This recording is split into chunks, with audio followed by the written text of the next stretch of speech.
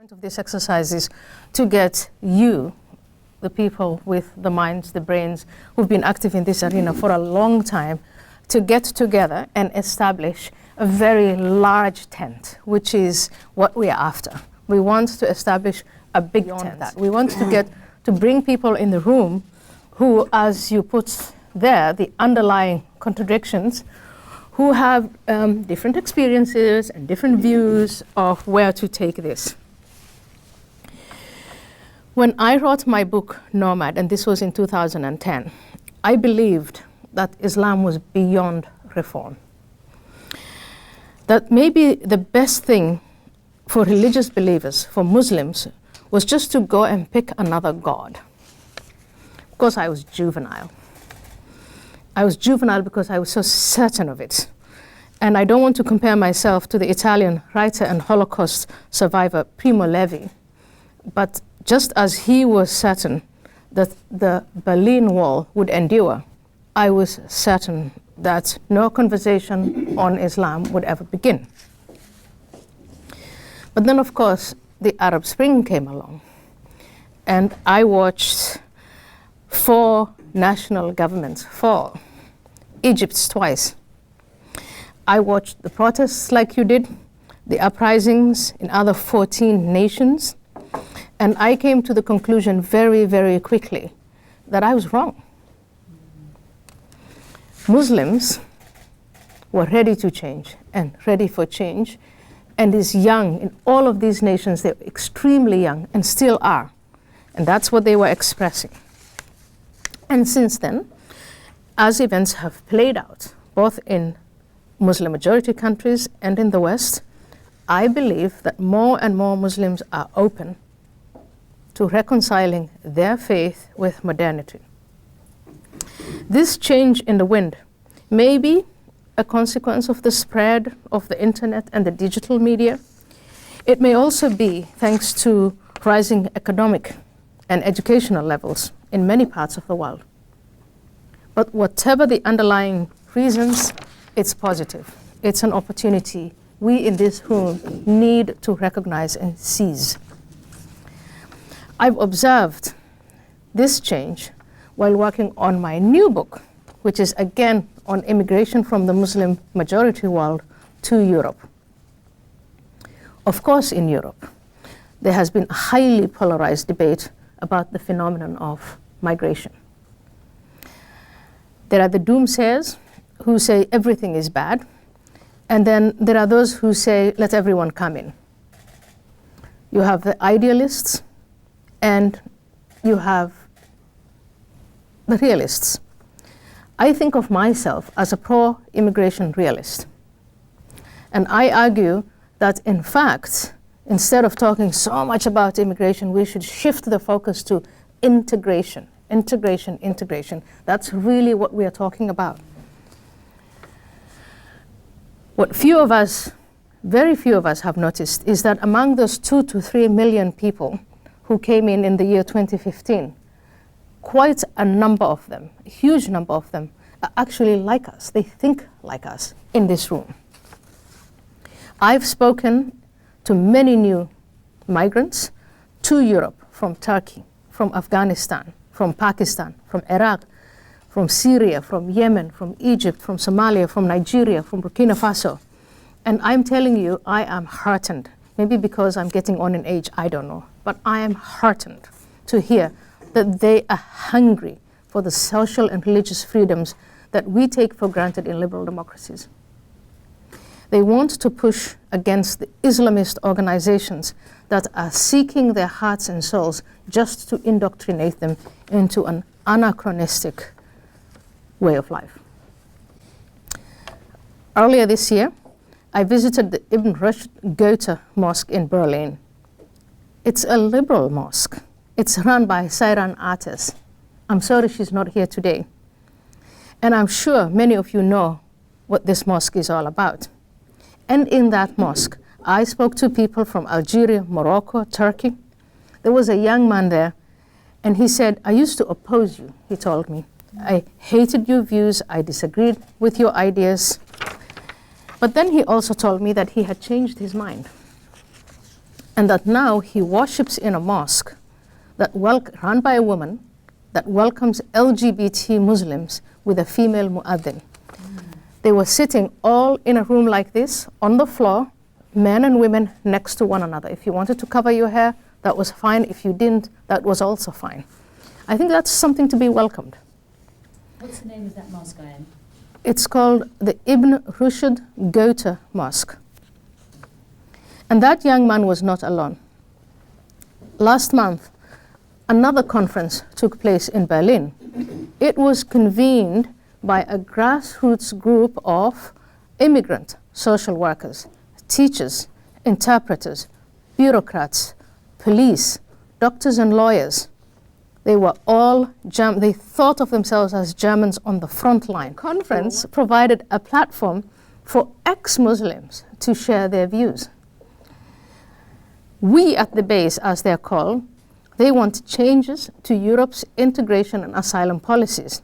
And one of their demands is for Germany to abandon the principle of integration through the promotion of Islam, which they hope will end support for political Islamists who integrate refugees into their Islamist communities and the Islamist ideologies instead of into German society. And it's not only in Germany, of course. So this is just another example of the growing appetite among Westerners to think critically about the impact of political Islam on their society. And Majid, I keep looking at you every time I say political Islam because I know you want to call it Islamist, and so does Kanta, the Islamists. Similar questions are being asked by many in the Muslim world. The Arab Spring and its aftershocks continuing today in Algeria, Egypt, Iraq, and Sudan, these are fissures and the bedrock of political Islam. Women bravely taking off their hijabs in Iran or fleeing male guardians in Saudi Arabia, they are just the beginning. And I'm certain these trends will continue as theocracy, corruption, oppression, and economic failure generate more unrest in young Muslim societies. What I now see, and I repeat this, is another opportunity. It is an opportunity to capitalize on these push and pull forces of migration that will lead to future waves of Muslim migrants making their way to the West. I think that ship has sailed. Anybody who tells you they're going to stop it, I don't believe it. I'll believe it when I see it. But because it's happening, these people want to reconcile their spiritual and secular views within a reform network. So the question for us is, if a substantial number of Muslims agree with reform, then what exactly is it that should be reformed? And when I was writing that book that you're holding in your hand, Heretic, that for me was the key question. It was, I thought, well, let me take a step back. What if I wasn't an atheist? What if indeed I decided to remain within the family, within Islam? What would I reform? And so I have these 5 points. And the first and most important point is Muhammad's semi-divine status, along with the literalist reading of the Quran. Muhammad is considered to be infallible. Should he? Should a human being be infallible? Should he be seen as a historical figure who united the Arab tribes in a pre-modern context that cannot be replicated in the 21st century? And although Islam maintains that the Quran is the literal word of Allah, I think we should say, in historical reality, that is how this book should be read. The book was shaped by human hands. Large parts of the Quran simply reflect the values of the 7th century Arabian context from which it emerged.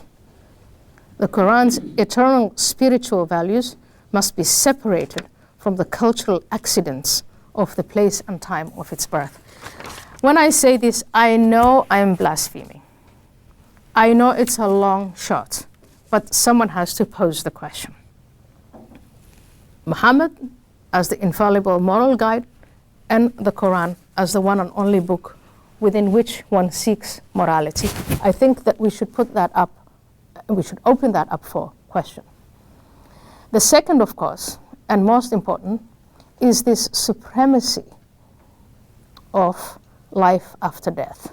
I know that all religions have something to say about what happens after death, but growing up as a Muslim, I just remember thinking an entire environment, not just as a Somali, but the Yemenis, the Pakistanis, or everyone around me, we were more invested in life after death than we were invested in life before death. And I think that's one thing we should really question, because that, in some extreme cases, turns us into a cult of death. The third point, Sharia, this vast body of religious legislation and norms. I think to question it is to say, do we want to develop norms and laws and customs that evolve with time, or do we want to be stuck with Sharia, a violent and intolerant, anachronistic body of law that is frozen in time? Number 4, it's called commanding right and forbidding wrong. I think there are many, very, very few non-Muslims who know what this is. But that is empowering every single Muslim to be a busybody, to question and enforce Islamic morality on every other person. So my sister would tell me when I took off the hijab, you must put on the hijab, you must pray 5 times a day, you must this, you must that, you're going to hell, da da da. That whole writ of commanding right and forbidding wrong, I think that should be put to question. We underestimate how effective it is, because the more we talk about reform and enlightenment and moving forward, the more that these busybodies who are commanding right and forbidding wrong hold everyone back who is trying to move forward.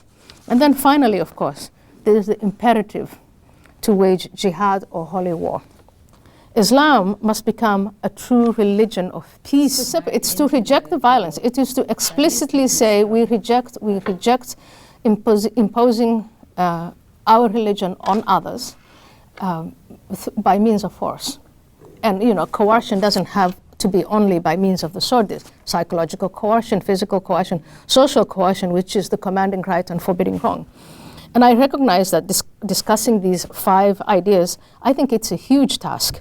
But of course, I encourage you to weigh in and engage with each other in the spirit of critical thinking, which is what we desperately, desperately, desperately need.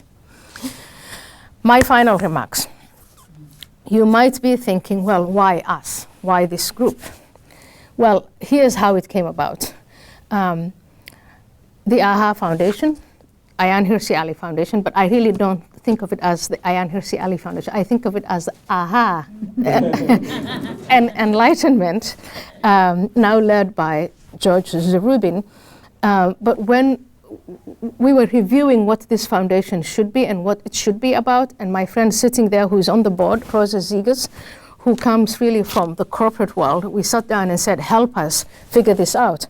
And after days and days of talking, she said, well, I think you guys should come up and speak with one voice. And what does that one voice mean? It means that in this one voice strategy, we have a list of people we thought would be open to be a part of that tent. These are the 22 activists, many of them here today. And we're working on debating not the idea of taking people's religion away from them. You don't want to take Islam away from Muslims. But if you say, let's reform it, then it's a different conversation you're having. Now, these activists, the ones here and the ones out there, what we realized, what Rosa pointed out, was these people were all shouting at the wind. And the idea was, well, how do we bring them together? We also realized, I've experienced that myself, that we are threatened. We have financial constraints. We have personal constraints. We are usually deplatformed.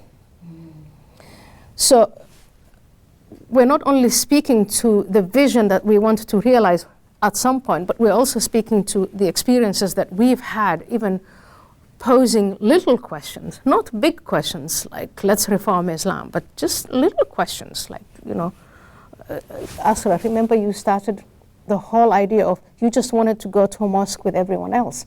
And even that was pushed back with life threats and social threats and ostracization, all the rest of it. So that's how the idea of One Voice came about. It's at its embryonic stage, and I invite you to use this opportunity to galvanize, to solidify our relationships, but also to galvanize others and to support one another, so we can do a move to actually, maybe 10 years from now, 20 years from now, we can say that's where that whole One Voice idea came from.